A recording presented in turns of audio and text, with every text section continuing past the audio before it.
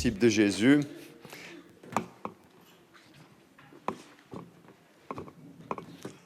C'est donc en lien avec cette campagne qu'on commence aujourd'hui. Il y a des livrets qui sont à disposition à la sortie. Voilà, vous le savez. Les dernières paroles que Jésus a données. Allez, faites de toutes les nations des disciples. Tous les chrétiens diront oui et amen. Mais en fait, rares sont ceux qui savent comment faire. On a besoin de redécouvrir ça dans l'Église de Jésus-Christ. Comment faire des disciples. Mais avant d'en faire, il est bon d'en être un. Donc le thème d'aujourd'hui, qui est aussi le premier thème du petit livret. L'idée de ce petit livret, c'est que vous en preniez un en sortant. Vous pouvez rejoindre soit un groupe de maisons existant, ou alors, si vous pouvez être à partir de 3 personnes déjà. Vous pouvez le vivre tout seul ou à 2, mais c'est quand même l'idéal, c'est de pouvoir être 3, de pouvoir partager, prier ensemble. Moi, j'ai besoin du regard des autres sur ma vie, dans ma vie de disciple. Parce que si je me regarde moi tout seul, je ne me vois pas très clairement. J'ai besoin des autres. Être un disciple, comment ça se passe? Qu'est-ce qu'on a à dire sur ce sujet? Être un disciple de Jésus, ça commence déjà par cette révélation de qui est Christ. C'est, comme ils disent les Québécois, ils tombent amoureux. Ils disent comment tu nous le fais avec l'accent? Jonathan, il n'est pas là? Il tombe en amour. Alors on tombe en amour avec Jésus. Voilà, quand on a cette révélation de qui est Jésus, quand moi j'ai commencé à comprendre qui était ce Jésus, en découvrant dans la Bible ce qu'il fait, ce qu'il est, je suis tombé en amour avec Jésus. Et c'est là que j'ai commencé à décider de vouloir le suivre. Et puis alors, quand on tombe en amour avec Jésus, après on peut faire le choix de le suivre. On peut devenir chrétien, voilà. Ça se fait par une simple prière, en fait, un dialogue avec Jésus où on lui dit, oui, je suis d'accord de te suivre. Et plus que ça, je suis d'accord que tu deviennes... La Bible dit que tu es roi et seigneur. Je suis d'accord que tu sois mon roi, mon seigneur. J'apprends que tu me sauves de mes péchés. Oui, je veux ça et je remets tout ça entre tes mains. Et quand on se met à suivre Jésus, parce qu'être un chrétien, en fait, la Bible ne dit que n'utilise que 3 fois le mot chrétien dans la Bible. Par contre, ce que la Bible utilise largement, c'est le mot disciple. Et peut-être la différence, justement, c'est que disciple, il y a cette idée, un disciple, c'est quelqu'un qui avait un maître, un rabbin, et puis qui écoutait les enseignements de ce rabbin, qui vivait avec, qui suivait ce rabbin. Ce n'était pas uniquement, nous, c'est dans notre conception occidentale qu'un enseignement, ça rentre que dans la tête. Mais dans la pensée juive, l'enseignement, il descend dans le cœur, il vient toucher ce que je fais, il vient toucher là où je vais. Donc ça concerne ma vie. Et puis c'est donc pas juste, c'est pas je regarde juste une vidéo sur YouTube et puis je suis un chrétien ou un disciple de Jésus. C'est sur toute la vie. Et puis dans la Bible, alors, on a de nombreuses promesses pour ceux qui se mettent à suivre Jésus. Je ne sais pas, vous en avez quelques-unes à me proposer. Qu'est-ce qui se passe? Quels sont les avantages, les bénéfices de devenir chrétien? Je vous écoute. Je ne sais pas s'il y en a. Je ne sais pas, ça vaut la peine quelque part ou pas. Porter sa croix tous les jours. D'accord. Je ne sais pas si c'est un bénéfice, c'est juste. Mais oui, merci. Il nous promet d'être avec nous tous les jours. Waouh, plus jamais seul. Ça, c'est génial. Quoi d'autre? Dieu nous dit du coup qu'il a des projets pour nous. On ne va pas être juste paumés là. Il y a tellement de gens notamment qui sont au chômage, qui ne trouvent pas leur place dans ce monde. Dieu nous dit, moi j'ai une place pour toi. Waouh! Sa joie, il nous dit qu'il nous donne une joie qui ne vient pas comme la joie du monde, ce n'est pas la joie de l'alcool, c'est une joie profonde qu'on ne peut pas nous voler. Super! Il est notre avocat auprès du Père. On a un avocat, voilà, on peut tous avoir une assurance, comment on appelle ça, une assurance juridique, voilà. Là, on a l'avocat des avocats qui défend notre cause. Yes.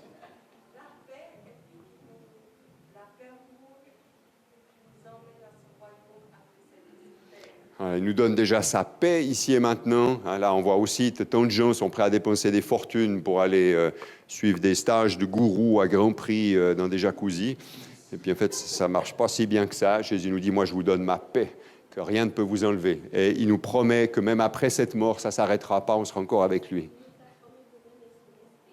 Son esprit, voilà, il vient carrément vivre dedans nous. Waouh! Que tout va concourir à notre bien, voilà, il va utiliser même les choses difficiles de notre vie pour en tirer du bien. Oui, Corinne?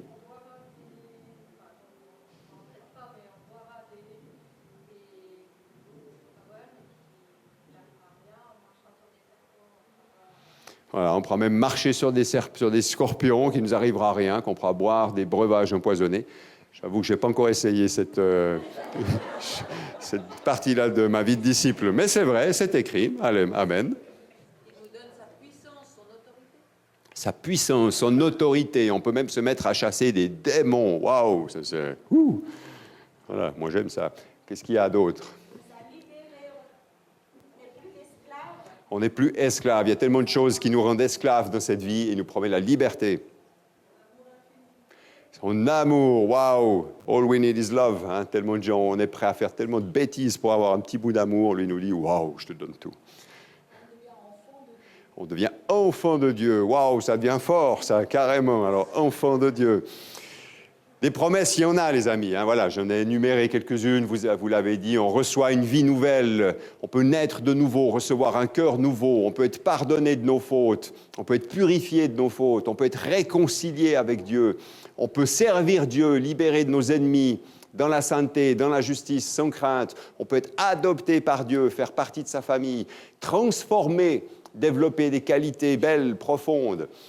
Être équipé surnaturellement pour le bien de tous.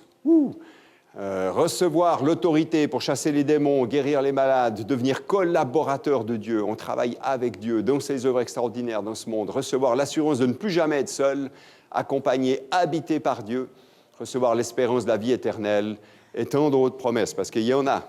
Il y en a, hein. Ça c'est que quelques... Je les référence ici, s'il y en a qui se posent des questions. Donc... il y a des promesses, ça, voilà, il y a vraiment les bénéfices pour suivre Christ. Waouh! Néanmoins, cependant, Jésus était clair, être un disciple n'est pas le choix le plus facile. Il parle aussi d'un chemin large qui mène à la perdition, puis d'un chemin étroit. Il a même dit que ça allait nous coûter un certain prix. Je lis l'histoire du jeune homme riche dans Marc 10, versets 17 et suivants. Un jeune homme accourut, se jeta aux genoux de Jésus et lui demanda « Bon maître, que dois-je faire pour obtenir la vie éternelle ?» Et il continue, verset 19.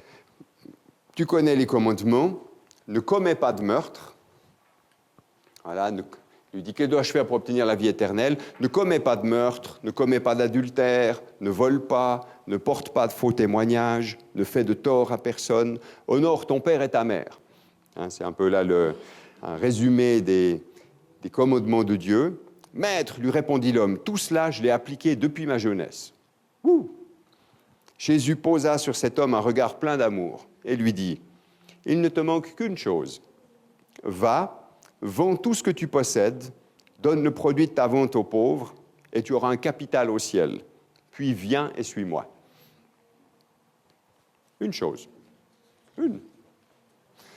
En entendant ces paroles, le jeune homme s'assombrit et s'en alla tout triste, car il était très riche. Donc visiblement, pour suivre Jésus, voilà, pourtant cet homme, il avait déjà fait plein de bonnes choses, mais il y a un prix, visiblement, pour suivre Christ. Et cette personne, il a compris que Jésus, c'est quelqu'un de spécial. Il a compris que Christ, waouh, là, il a discerné que ce Jésus, il avait quelque chose de spécial, qu'il avait une sagesse particulière, qu'il pouvait même lui donner les clés de la vie éternelle. Et il y a des gens, il y a des chrétiens qui peuvent discerner ça. Simplement, Jésus, il nous demande plus. Il ne nous demande pas juste que d'être des chrétiens, mais d'être des disciples, de le suivre. Et on voit que pour cet homme, eh bien, Jésus lui explique qu'être disciple, ce n'est pas juste cocher des cases. Voilà, ça c'est fait, pas mentir, c'est bon, ça fait, voilà. Pas voler, ça c'est bon, tuer personne, ça c'est bon, et puis voilà, c'est bon, je suis un disciple de Jésus. Il y a quelque chose qui va plus en profondeur. Et puis, dans cet exemple-là, ce n'est pas que Dieu demande à tout le monde de tout vendre, tout ce qu'on a, d'accord ? Mais chez cet homme, il y a visiblement quelque chose qui l'empêchait de suivre Jésus, quelque chose qui était comme un rocher sur ce chemin, et c'était ses possessions. Si Jésus lui a demandé ça, c'est qu'il avait discerné que chez cet homme, sa richesse, ça allait l'empêcher d'être un disciple. Ça allait l'empêcher de vraiment faire la volonté de Dieu. Et ce que Jésus lui demande, en fait, c'est libérateur. Si cet homme a fait ça, on ne sait pas, hein, la Bible ne nous dit pas. Je sais pas, moi j'ai toujours entendu dire que ce jeune homme riche, ouais, bah voilà, en fait il repart tout triste, donc en fait il n'a rien fait, et puis il est mort de son or, et puis fini. Je ne suis pas si sûr en fait, parce que quand on voit il repart tout triste, en fait ça le touche. Hein, il ne repart pas fâché, où il dit « Ah bon, haha, merci pour le tuyau, j'en ferai quelque chose ». Visiblement ça le percute, il se rend compte que il y a un truc là, ouais, je me rends compte, il est comme tiraillé, hein, il s'assombrit. Moi, j'ai envie de croire qu'il a peut-être baigné dans ses réflexions 2-3 jours, puis après il a dit, bon, bah allez, yes, allez, je vends tout, je donne tout aux pauvres, et puis qu'il a connu un bonheur qu'il n'avait encore jamais connu jusqu'à présent. Parce que c'est ça, quand Jésus nous appelle à le suivre, c'est ce qu'il y a de mieux à faire sur cette terre. Mais il y a des choses qui peuvent nous retenir. Il y a des choses qui peuvent nous retenir, et Dieu, il nous demande tout. Alors on y viendra, hein. Qu'est-ce qui peut nous retenir de suivre Christ? Pour lui, renoncer à sa vie, prendre sa croix, ben c'était ça. C'était renoncer à ses biens. C'était ça pour ce jeune homme. Mais je pense pour chacun d'entre nous, c'est autre chose. Je vous lis un autre texte. Voilà, peut-être une illustration préalable. Ben, c'est comme si ce jeune homme... Vous voyez ce super dessin que je vous ai fait. Alors voilà, je peux choisir, soit je m'enracine en bas, dans les choses d'en bas, puis là, vous voyez peut-être pas très bien, mais là, il y a des lingots d'or au pied de l'arbre, il y a des belles, il y a des pièces d'or, c'est beau cet arbre, hein. Wow. Mais le problème, c'est qu'il finit par mourir. Hein. Jésus, il dit, si vous essayez de sauver votre vie, vous allez la perdre. Au final, si ce jeune homme, il a gardé son argent, s'il a fait ce choix-là, hélas, il aura fini par perdre sa vie. Mais s'il a réussi à renoncer à ce qui lui semblait si magnifique, voilà, pour lui c'était l'argent. Peut-être que pour un au milieu de nous, ça sera la gloire et l'honneur. Pour un autre, ça sera de courir les filles.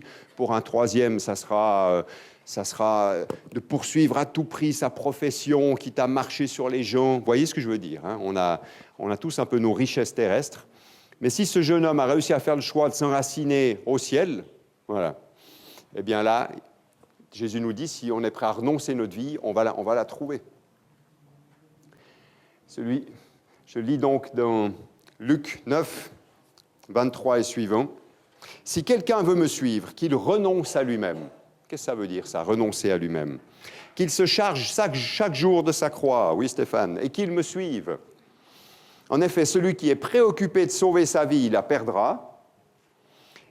Mais celui qui perdra sa vie pour moi, la sauvera.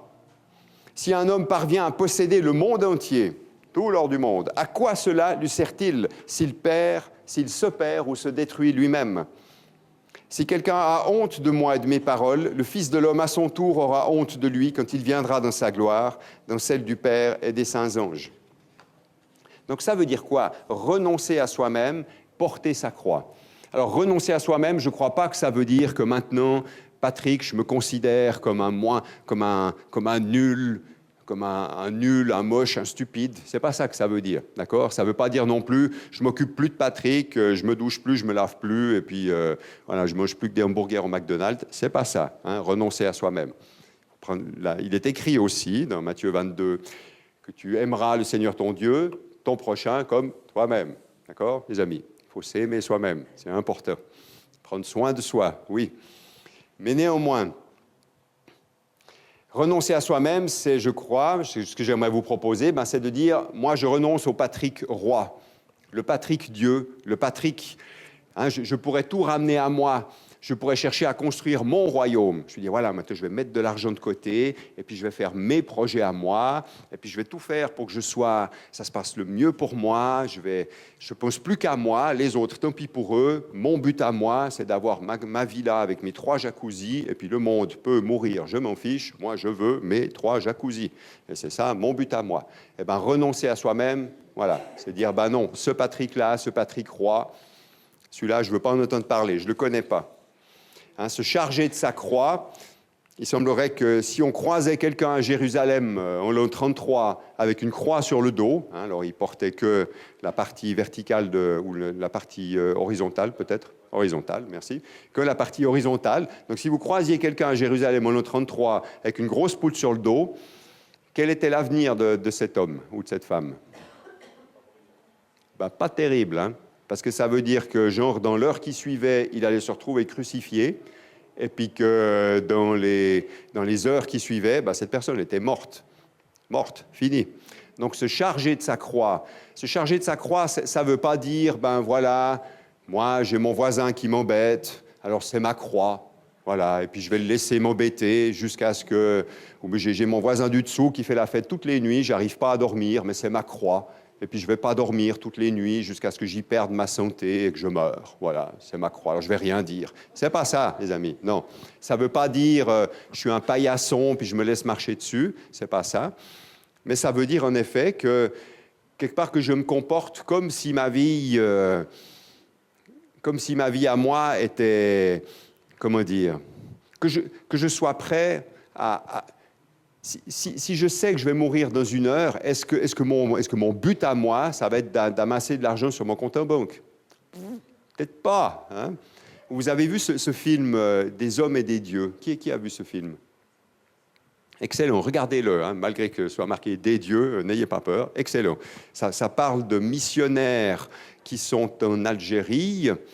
Et puis, il y a un moment en Algérie, il y a ces guerres intestines avec des islamistes déjà qui viennent assassiner même des Algériens. Et puis notamment, il y a un moment où la vie de ces missionnaires est en danger. Et puis ils sont là, ils réfléchissent, mais est-ce qu'on rentre en France, chez nous?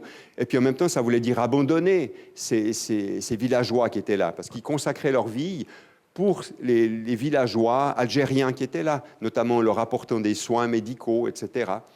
Et puis, il y a un moment, un de ces prêtres qui dit, parce qu'ils disent, mais on peut risquer notre peau. Si ça se trouve, demain, il y a ces islamistes qui débarquent, mitraillettes, ils nous dégomment tous, hein, parce qu'il y avait déjà eu plein d'assassinats partout. Puis il y a un d'entre eux qui dit, mais de toute façon, ma vie, moi, je l'ai déjà donnée. Il voulait dire par là, le jour où j'ai choisi Christ, le jour où j'ai choisi de suivre Christ, eh bien, quelque part, ma vie, elle m'appartenait plus à ce moment-là. C'était plus moi, mais c'était, voilà, ma vie, elle est entre les mains de Dieu. Si Dieu veut que je reste ici pour être un témoin, pour prier pour ces gens, je vais rester là, parce que ma vie, je l'ai déjà donnée. Waouh! Quelle expression de ce fait de se charger de sa croix, renoncer à soi-même. Alors de nouveau, les amis, ça ne veut pas dire qu'à partir du moment où on entre dans cette dynamique, Seigneur, je te donne toute ma vie. Ce n'est pas juste que j'ai fait une belle prière une fois, mais Seigneur, que ta volonté se fasse, et je suis prêt à tout. On l'a chanté ce matin, les amis. Dieu est bon. Dieu est généreux. D'accord? Voilà. Moi, je suis plus heureux que jamais depuis que j'ai donné ma vie à Christ. Plus heureux que jamais. Et je vis des aventures plus passionnantes que jamais. On est d'accord. Simplement, c'est Dieu qui choisit. On est d'accord. Donc, ce n'est plus les petits plans misérables à Patrick. Hein, parce que moi, avant d'être converti, mon but dans la vie, c'était de boire de la tequila, de fumer des joints et de jouer de la mandoline sous le balcon des jolies demoiselles. Voilà, c'était ça, ma vie, mon but. Ben, c'est nul. C'est misérable. Voilà, tout au mieux, j'aurais fini avec une cirrhose du foie et je ne sais pas quelle autre maladie. Mais donc, Dieu merci, quand j'ai donné ma vie à Christ, eh ben, lui, il la prend en charge. Et voilà, notamment, voilà, c'est dans ce sillage-là que Dieu m'a donné la femme la plus admirable qu'on puisse trouver sur Terre, les enfants les plus magnifiques. Tout ça, c'est les cadeaux de Dieu. Se charger de sa croix, renoncer à sa vie.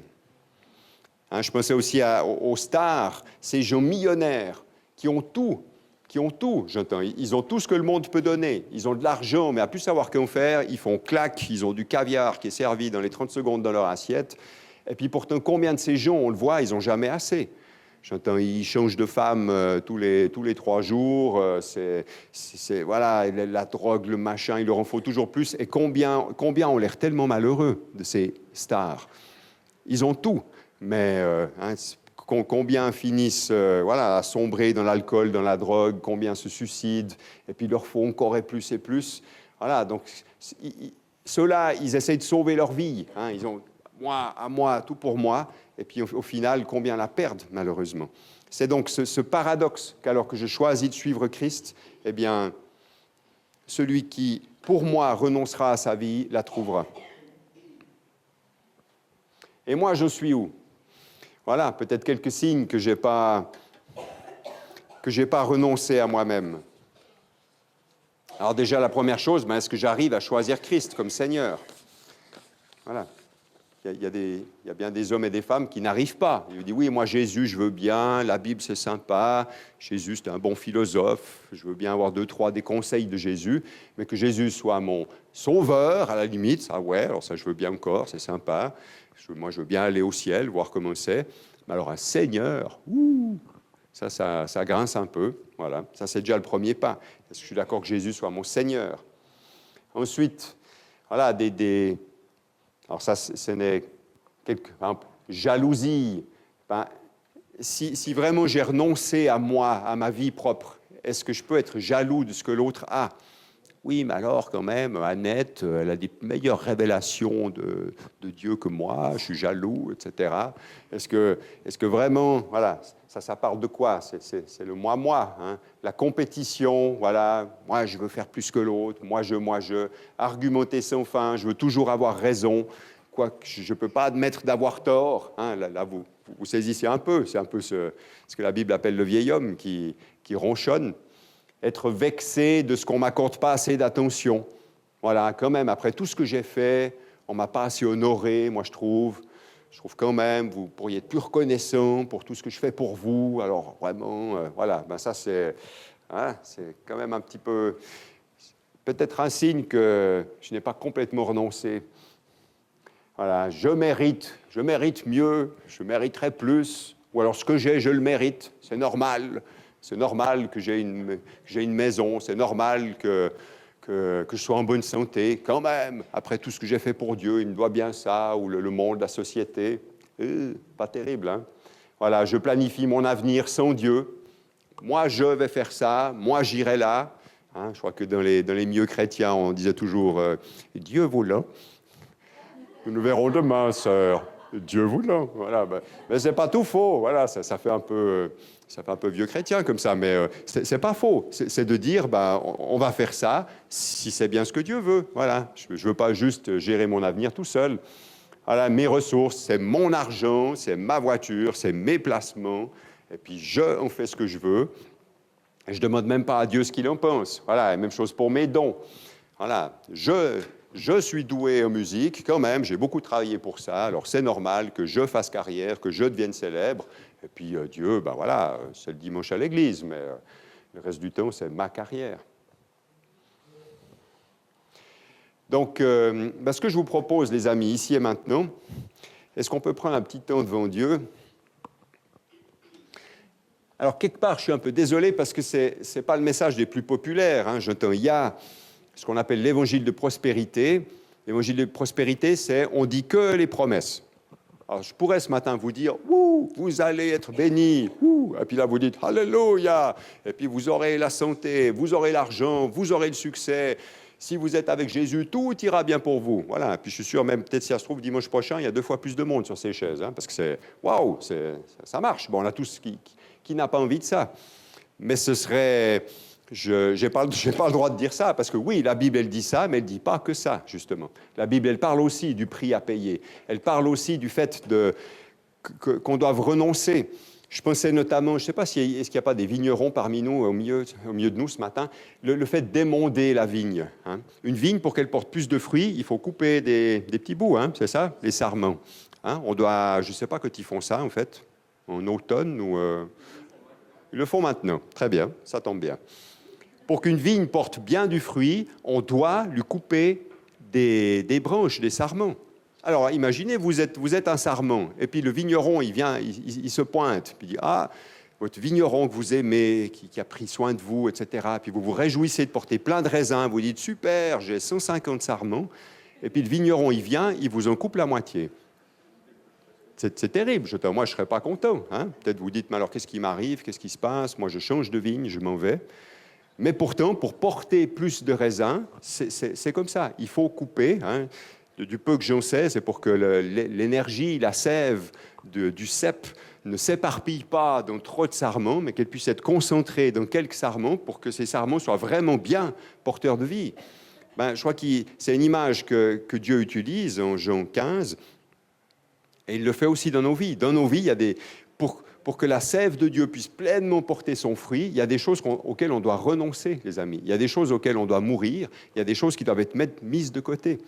Renoncer à soi-même, porter sa croix, voilà. On peut pas avoir plus et plus et plus. Je peux pas vouloir tout faire et en plus avoir la vie pleine de Dieu en moi. Il y a des choses qui portent peu de fruits dans nos vies, ou des choses qui pompent notre sève. Vous me suivez ? Il y a des choses qui vont pomper notre énergie, pomper notre temps, notre argent, nos ressources, puis ça va produire juste des petits résinets tout secs, comme ça, pas bon, tout acide. Voilà. Je pense que ça, vous le savez. Et puis Dieu, dans son amour, c'est pas qu'il nous embête, mais par amour, il dit, mais laisse-moi te couper ce sarment. Il pompe ta sève pour ne produire que des petits résinets.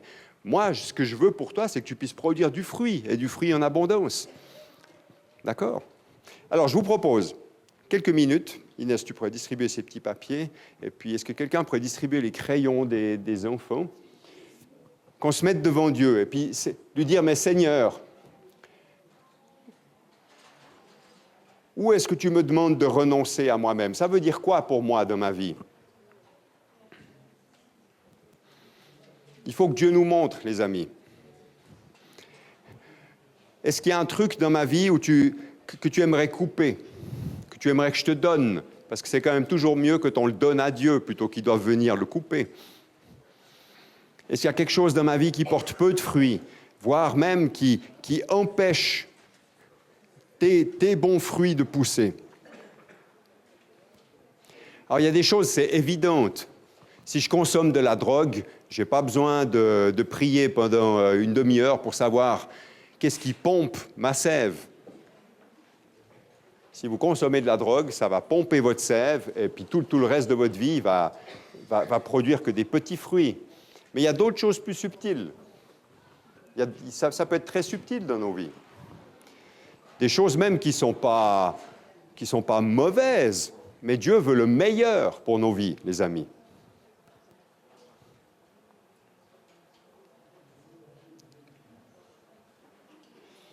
Seigneur, je prie que tu nous montres ce matin. Qu'est-ce que tu veux qu'on te donne ce matin ? Qu'est-ce qui nous pompe la sève inutilement ? Et puis, on a vraiment besoin de ta lumière, parce qu'il y a des choses, elles ont l'air bonnes. C'est les pires. C'est les pires. C'est celles qui ont l'air bonnes, celles qui sont socialement acceptables, peut-être même bibliquement acceptables, mais ce n'est pas le meilleur que tu as pour nous. Alors, montre-nous, Seigneur, là où tu nous appelles à te faire confiance. C'est un pas de confiance. Ça peut faire peur, ça peut angoisser. On peut se dire, oulala, mais si j'arrête ça, qu'est-ce que je vais devenir ? Est-ce que je vais devenir tout malheureux, tout triste ? J'aurai plus ce soutien, là. Et puis en même temps, tu es le Dieu de la vie. Tu n'es pas un Dieu qui vient nous étouffer, nous enfermer. C'est pour ouvrir. Dans le nom de Jésus, je prie pour cette révélation au milieu de nous. Amen. Pendant 2 minutes comme ça.